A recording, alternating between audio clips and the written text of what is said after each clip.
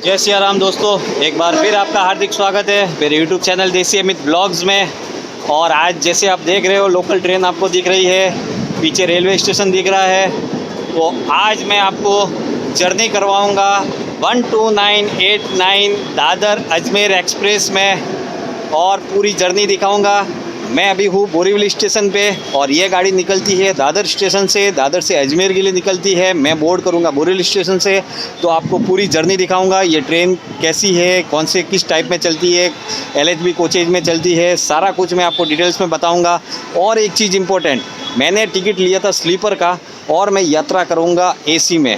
तो वो कैसे हुआ, क्या हुआ, वो सारा कुछ आप वीडियो में बने रहेंगे तो आपको पूरा दिखेगा, पूरा पता चलेगा। और आप भी स्लीपर टिकट को AC में कैसे जा सकते हैं वो भी मैं आपको आगे बताऊंगा। रेलवे क्या करती है, कैसे करती है, फैसिलिटी कैसे, वो भी मैं आगे बताऊंगा। तो बने रहे पूरे व्लॉग में। अगर आप नए हैं तो सब्सक्राइब कर ले, वीडियो अच्छा लगता है तो लाइक करें, ज़्यादा से ज़्यादा अपने नियर डियर ग्रुप में शेयर करें और बने रहे देसी अमित ब्लॉग्स चैनल के साथ में। तो चलते हैं। ये है बोरीवली स्टेशन। ये देख लो मुंबई लोकल है। तो दादर अजमेर एक्सप्रेस प्लेटफॉर्म पे आ चुकी है।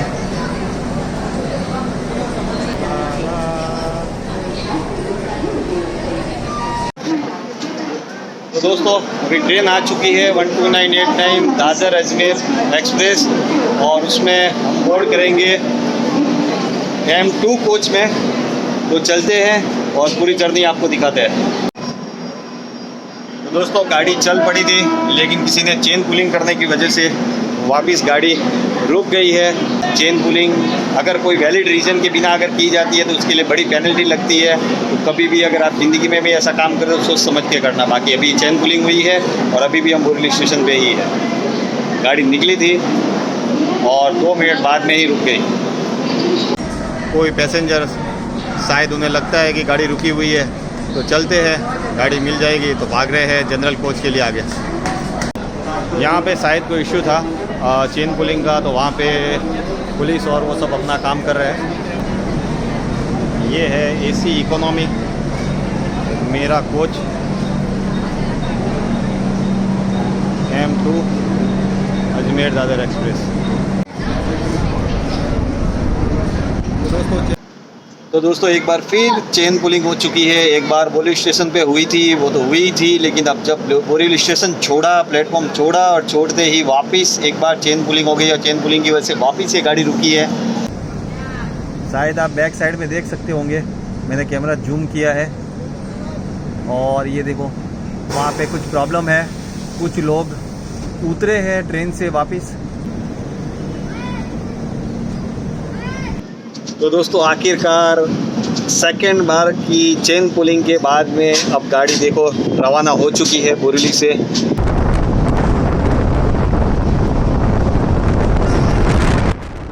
तो गाड़ी दे धनाधन फुल स्पीड में दहीसर स्टेशन को क्रॉस कर रही है और ये क्रॉसिंग बहुत ज़बरदस्त लग रही है और अलग ही एहसास देती है।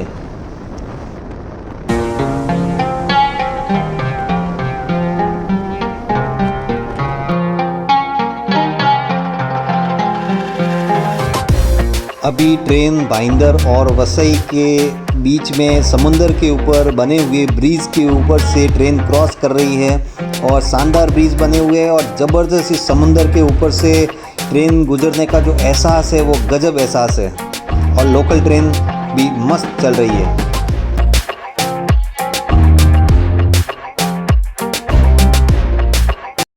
यह मुंबई के उपनगर विरार में बहुत चमत्कारिक ज़बरदस्त जीवदानी माता का मंदिर है पहाड़ी पे।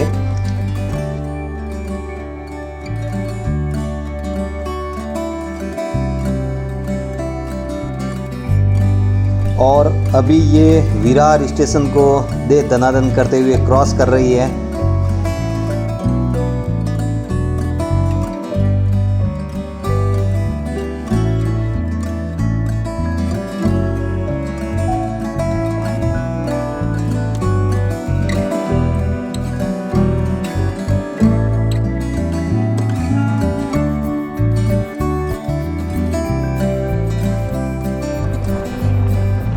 ये दहानू रोड में बना हुआ थर्मल पावर है जहाँ से बिजली सप्लाई होती है।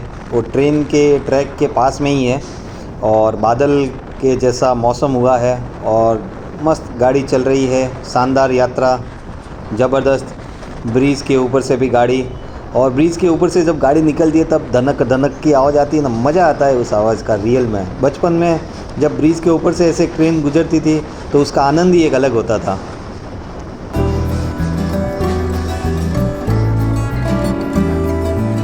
अभी दहानू रोड स्टेशन क्रॉस करेगी गाड़ी सुपर तरीके से, और ये मुंबई लोकल जो चलती है वो चर्च गेट से दहानू तक लास्ट चलती है। इसके आगे आपको मेल एक्सप्रेस, DMU ट्रेनों से ही आगे आना जाना पड़ता है। तो ये जा रहा है Dahanu station. Tata bye bye Dahanu.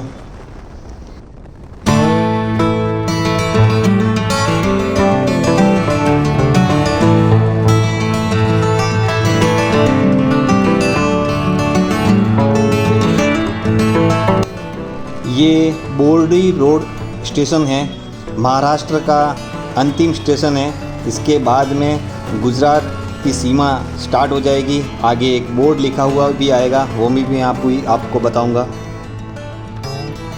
ये देखिए महाराष्ट्र और गुजरात की सीमा का बोर्ड।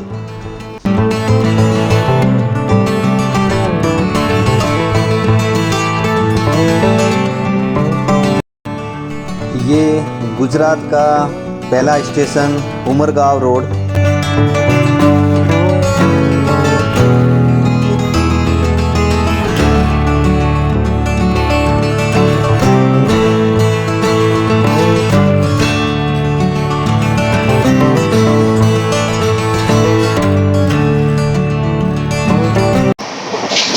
दोस्तों इस 12989 दादर अजमेर एक्सप्रेस में पेंट्री कार नहीं है, तो आपको साइड पेंट्री से ही काम चलाना पड़ेगा। ये एक मेजर चीज़ है, इसका आप ध्यान रखें। और साइड पेंट्री के प्रोडक्ट्स के रेट्स क्या क्या है, पानी की बोतल और बाकी सब चीज़ों के, कोई आता है तो मैं आपको बताता हूँ। बाकी कई चने कुरमुरे वाले, भेल वाले, सिंग चना वाले और बहुत लोग अपने अपने हिसाब से इस ट्रेन में घूमते रहते हैं, तो आपको खाने पीने की प्रॉब्लम होने वाली ढोकला वोकला, क्योंकि ये महाराष्ट्र, गुजरात और राजस्थान ये तीनों स्टेट को कवर करती है, तीनों स्टेट से होकर गुजरती है। तो आपको यहाँ पे टेस्ट अपने अपने हिसाब से मिलते रहेंगे, जैसे जैसे जो एरिया आएगा उस हिसाब से। बाकी चाय वाय ये सब कुछ चीज़ें आपको साइड पेंट्री और बाहर से जो लोकल लोग आते रहते हैं उस हिसाब से आपको मिलती रहती है। और बोरीवली से गाड़ी अभी निकल के घंटा डेढ़ घंटा ही हुआ है और लोग भी उतने नहीं हैं। अभी सूरत से आगे बढ़ेगी तो आपको टॉयलेट बाथरूम, अभी तो फिलहाल तो चकाचक है टॉयलेट, लेकिन अब आगे क्या कंडीशन इनकी रहती है, साफ़ सफाई होती है नहीं होती है, रेलवे इसमें किस तरीके से सर्विस देता है, वो सारी चीज़ें हम आगे और जैसे जैसे चलती जाएगी, लोग आते जाएंगे, यूज़ करते जाएंगे, वैसे हम देखते जाएंगे। ये डेडिकेटेड फ्रेट कॉरिडोर जो मालगाड़ी के लिए अलग से लाइन है, उनके स्टेशन बने हुए हैं न्यू पालड़ी, तो ये भी इसके पैरेलल ही चलती है।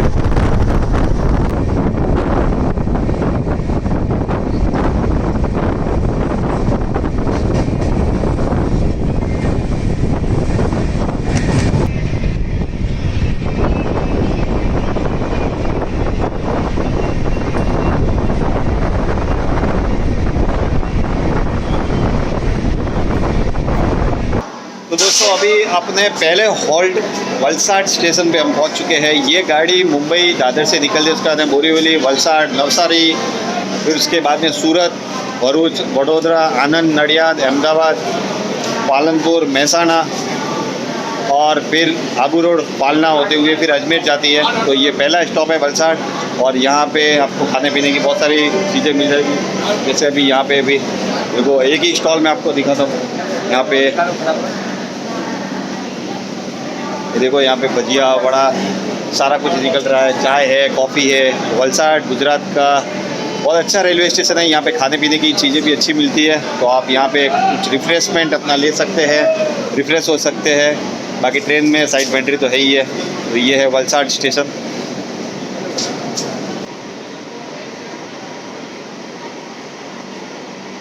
ये वलसाड स्टेशन भी एक जंक्शन स्टेशन है, जहाँ से बहुत सारी ट्रेनें ओरिजिनेट भी होती है और यहाँ पे ख़त्म भी होती है। वलसाड स्टेशन से बहुत सारी नई नई गाड़ियाँ यहाँ से बन के निकलती है और यहाँ तक आके ख़त्म भी होती है।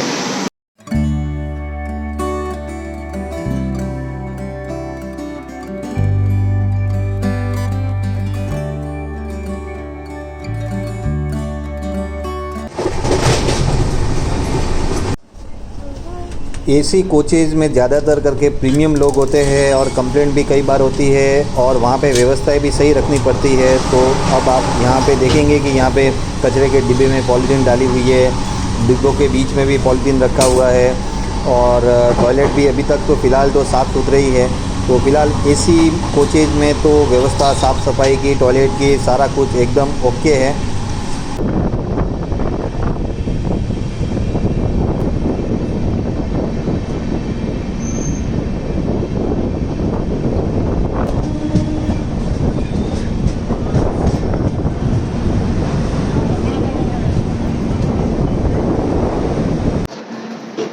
दोस्तों अभी 12989 दादर अजमेर एक्सप्रेस उतना स्टेशन पे रुकी हुई है। यहाँ पे क्रॉसिंग है सैफ्रॉन वंदे भारत जो मुंबई से आती है अहमदाबाद के लिए, तो उसका भी क्रॉसिंग होगा। देखते हैं ऑपोजिट साइड गेट पे जाके देखेंगे, अगर क्रॉसिंग मिला तो ज़रूर आपको बताएंगे। बाकी इसका स्टॉपेज सूरत में है जो भी नेक्स्ट स्टॉप है।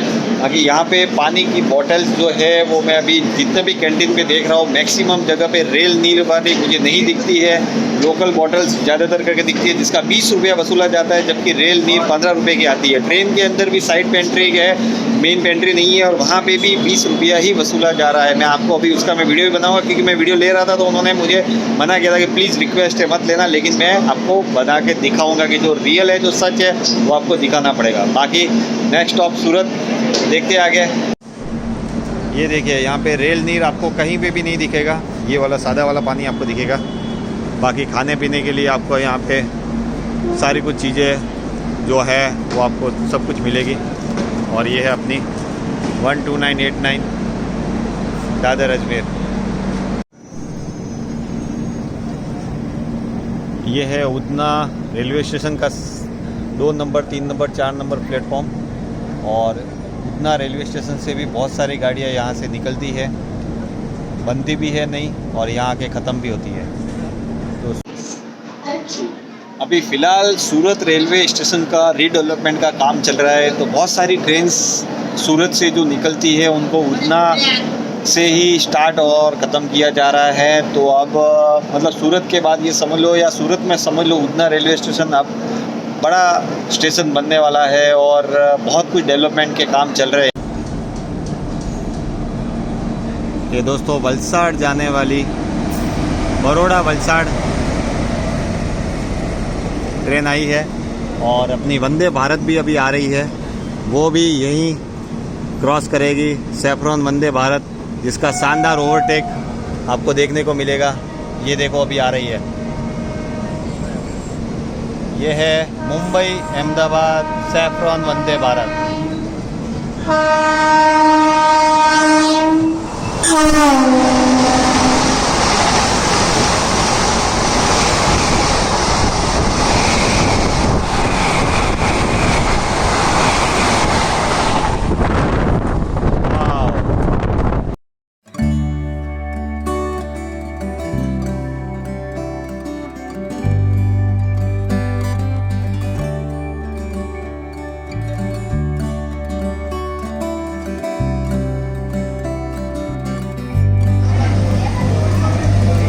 ये देखो मैंने आपको बताया था कि सूरत रेलवे स्टेशन पर रीडेवलपमेंट का काम चल रहा है, जिसकी वजह से बहुत सारी ट्रेन उतना स्टेशन पे रुक रही है और यहाँ पे बहुत कम ट्रेनों का फिलहाल संचालन हो रहा है। रीडेवलपमेंट के बाद में ज़बरदस्त हो जाएगा सूरत स्टेशन। तो दोस्तों ये है सूरत रेलवे स्टेशन जो दिन हो या रात हर समय भरा रहता है। रीडेवलपमेंट की वजह से बहुत सारी ट्रेन अभी यहाँ पे नहीं रुक रही है, फिर भी देख लो जितनी ट्रेनें रुकती है उनके लिए भी कितनी भीड़ है। बाकी हमारी गाड़ी का यहाँ पे 5 मिनट का हॉल्ट है और ज़बरदस्त भीड़ यहाँ से चढ़ी है पूरी। बाकी अभी आपको मैं ट्रेन के अंदर का जो भी हालचाल है, पेंट्री है, टॉयलेट है, वो सारी चीज़ें मैं भी आपको दिखाऊंगा। अभी तक हम एसी में ट्रैवल किए हैं, तो अब आगे पूरे सारे कोचेज़ में मैं एक बार घूम के आपको दिखा दूंगा, क्योंकि फिर रात हो जाएगी। अभी ऑलरेडी 7 बज चुके हैं, अंधेरा होने को आ गया है, तो फिर रात को देखने का मज़ा नहीं आएगा। ज़्यादातर स्टेशन आगे सब रात में आएंगे, तो एक बार पूरी ट्रेन का पूरा एकदम निरीक्षण कर लेंगे, सर्वे कर लेंगे, देख लेंगे, समझ लेंगे, और इसके बाद में सारी चीज़ों को अपने हिसाब से अपडेट करेंगे। दादर अजमेर ट्रेन है उनके, हमारे साथी है। तो कहाँ जा रहे हैं? भालोत्रा, जवाई बांध उतरेंगे, फिर उसके आगे उनकी और नेक्स्ट जर्नी है। और नाकोड़ा जी जा रहे हैं, नाकोड़ा तीर्थ की जय। तो सूरत स्टेशन को टाटा बाय बाय। ये है सूरत की ताप्ती नदी और अभी इसके ब्रिज के ऊपर से ट्रेन गुजर रही है और शाम का मौसम है, सूरज अस्त हो चुका है और नज़ारे देख लो।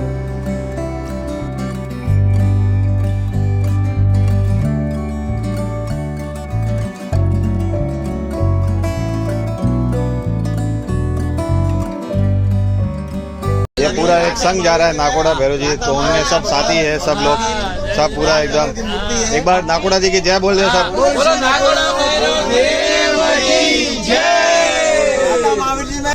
ये देखिए साइड पेंट्री के जो ये ब्लू कलर के आप डब्बे देख रहे हैं वो सारे पड़े हैं और ऐसे एसी डब्बों में जो साइड पेंट्री वाले आते हैं वो इन डब्बों में सब अपना माल भर के ला के यहाँ पे रखते हैं। लोगों को आने जाने में भी प्रॉब्लम होती है। और ये पानी की बोतल लेके जा रहे हैं। पानी बोतल कितने का? इनसे मैंने पूछा तो इन्होंने 20 रुपये बताया था, लेकिन कैमरे पे ये मुझे 15 रुपये बोल रहे हैं।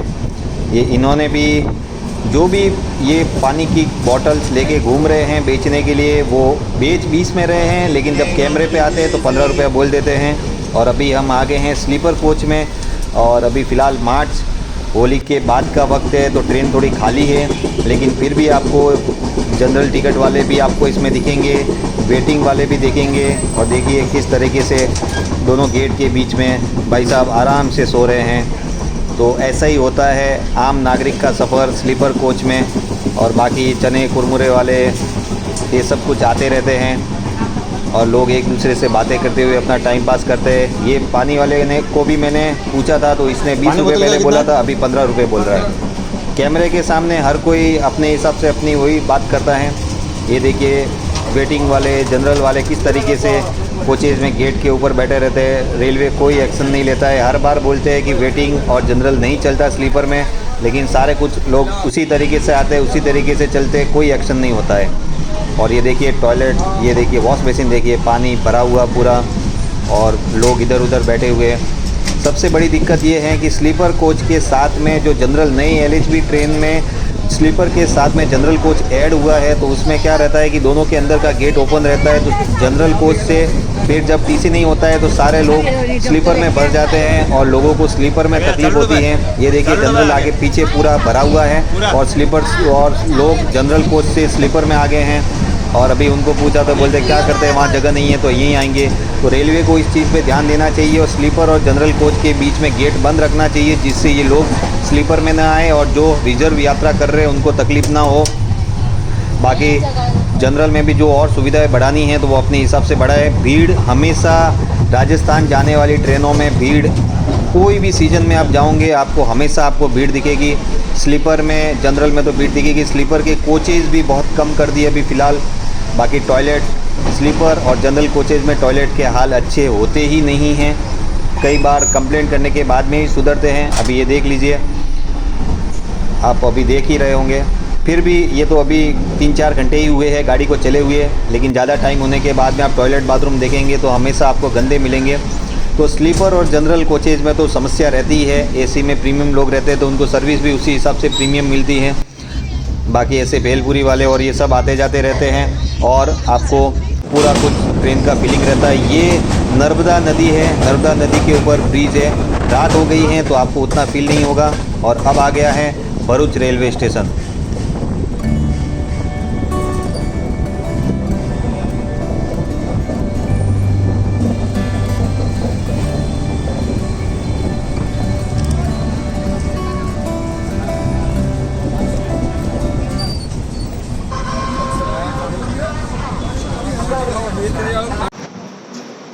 तो दोस्तों अब मैं पहुंच चुका हूं भरूच रेलवे स्टेशन पे और यहाँ पे बहुत बड़ी नर्मदा नदी के ऊपर बहुत बड़ा एकदम ब्रिज है रेलवे का और ज़बरदस्त लगता है। लेकिन अभी रात हो चुकी है, मैंने रिकॉर्ड किया था लेकिन उतना मज़ा नहीं आएगा आपको रिकॉर्डिंग में। लेकिन फिर भी जो है जैसा है जर्नी है आपके सामने मैं आपको दिखा रहा हूँ पूरा। और ये भरूच रेलवे स्टेशन में 2 मिनट का स्टॉप है। अब यहाँ से नेक्स्ट स्टॉप वडोदरा है और वडोदरा पे फिर अपन फाइनल कंक्लूजन करेंगे क्योंकि फिर आगे रात ही रात है, फिर थोड़ा सो लेंगे आधी रात को तो वापस 3:30 पौने 4 बजे तो उतरना है डेस्टिनेशन पे। बाकी मेरा टिकट जो स्लीपर का था और मुझे रेलवे ने एसी में कैसे बिठाया उसका राज मैं अभी थोड़ी देर में रिवील कर रहा हूँ मैं आपके सामने। आपको बताऊँगा सारी ट्रिक्स, आप भी उससे करके आप स्लीपर टिकट पे आप एसी में यात्रा कर सकते हैं। रेलवे आपको फैसिलिटी देगा। तो दोस्तों, अब तक आपने जो वीडियो देखा तो जिस कारण के लिए देखा था कि मैं स्लीपर कोच से एसी कोच में मुझे रेलवे ने कैसे बिठाया, तो उसका आपको ट्रिक और उसका कारण मैं आपको अभी बताता हूँ। एक्चुअली मेरा जो वेटिंग टिकट था स्लीपर तत्काल का, और वो अपग्रेड होके 3 टायर एसी में इकोनॉमी क्लास में, जो एम कैटेगरी है अभी फिलहाल 3 टायर एसी की इकोनॉमी क्लास में, उसमें अपग्रेड हुआ तो वो मुझे सीट मिली। लेकिन अब ये कई लोग ये पूछेंगे कि यार ऐसे हुआ कैसे, यार आपका स्लीपर था ऐसे कैसे मिला, ये क्या हुआ, तो और ऐसे हम भी कैसे इसको अपग्रेड करवा सकते हैं, या ये क्या तरीका है जिसकी वजह से अपग्रेड होता है, तो वो मैं आपको एक कारण बताऊँ। जब भी आप टिकट लेने जाते हो, रेलवे काउंटर पे जाओ या आप खुद इंटरनेट से अपने मोबाइल से बना रहे हो, तब एक काम करो, आप उसमें अपग्रेड का एक कॉलम आता है कि आप अपना टिकट विदाउट कोई एक्स्ट्रा पैसा दिए अपग्रेड करवाना चाहते हैं क्या, तो उसमें टिक मार कर लिया करो। अगर आप विंडो पे जाते हो तो फॉर्म में भर लिया करो, अगर आप ऑनलाइन भर रहे हो तो उसमें भी वो टिक मार का आता है तो वो कर लिया करो। अगर जगह खाली होगी एसी में और आपका टिकट अगर वेटिंग है तो वो रेलवे ऑटोमेटिकली उसमें अपग्रेड कर लेगा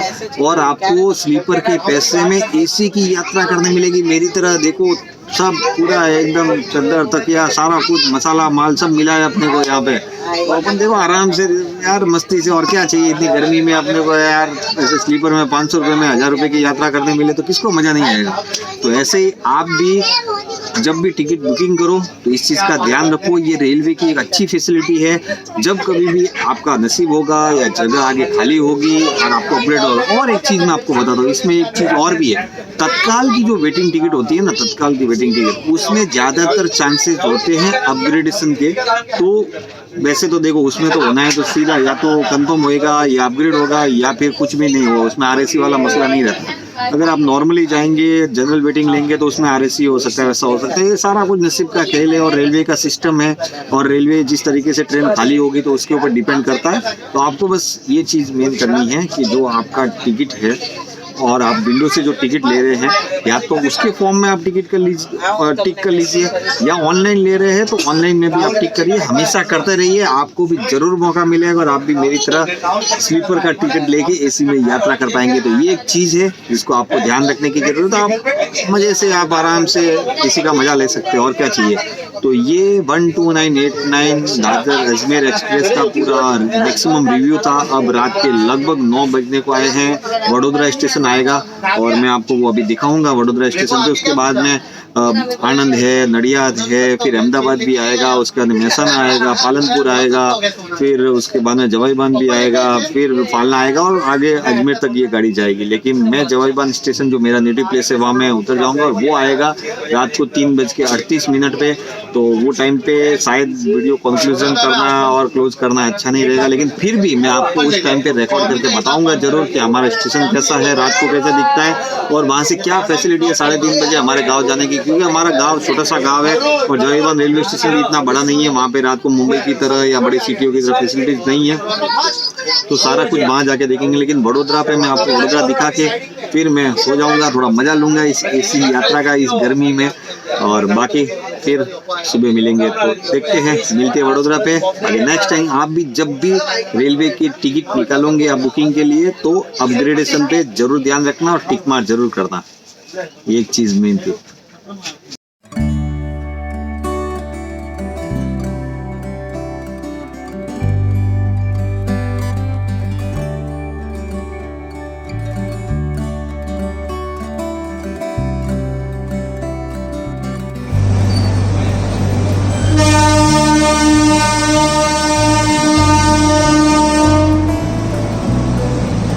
तो दोस्तों अभी सुबह के बजे है 3:30 और मैं पहुंच चुका हूँ मेरी डेस्टिनेशन जवाईबान रेलवे स्टेशन। रात को आपको बड़ौदा के बाद में मैं सोने चला गया था और गर्मी की वजह, गर्मी बहुत ज़ोरदार थी और अंदर ठंडा ठंडा था तो नींद आ गई थी, और अभी सीधा जवाईबान रेलवे स्टेशन पे उतरा हूँ। बहुत सारे स्टेशन अहमदाबाद आबू रोड जो मेजर थे वो स्किप हुए, वो कभी दिन की जर्नी करेंगे तभी आपको बताएंगे। अभी देखो कितनी पब्लिक उतरी हुई है, आप उसको देख के समझ सकते हो कि जवाई बांध रेलवे स्टेशन कितना इम्पोर्टेंट है। जवाई बांध बहुत बड़ा डैम है।